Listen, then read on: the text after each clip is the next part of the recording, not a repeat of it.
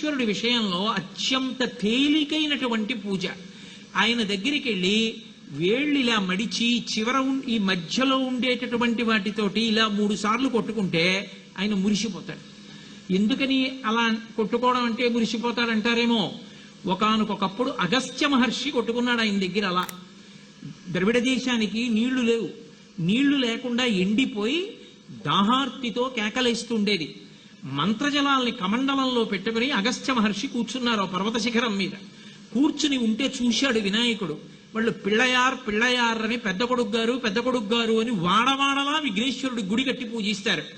అయ్యో పాపం, వీళ్ళకి నీళ్లు లేవు, వీళ్ళని అనుగ్రహించాలి, అగస్త్యుని యొక్క మంత్రపూరితమైన కలశ ఒలికిపోతే నదిగా మారుతుందని వెంటనే వాళ్ళని రక్షించడం కోసమని చెప్పి ఓ చిన్న పిల్లాడి రూపంలో వెళ్ళి ఇలా కిందకి తోసేశాడు.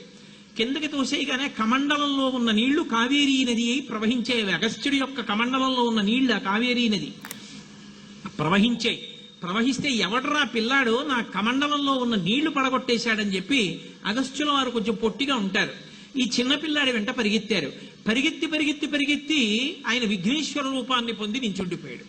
నించుండిపోతే అగస్త్యుడు చూసి, అయ్య బాబోయ్, మహానుభావుడు విఘ్నేశ్వరుడా, కావేరీని అనుగ్రహించడానికి నా మంత్రకమండలాన్ని పడగొట్టాడా అని క్షమార్పణ చెప్పడానికి వెంటనే ఇలా కొట్టుకున్నాడు 3 మాటలు.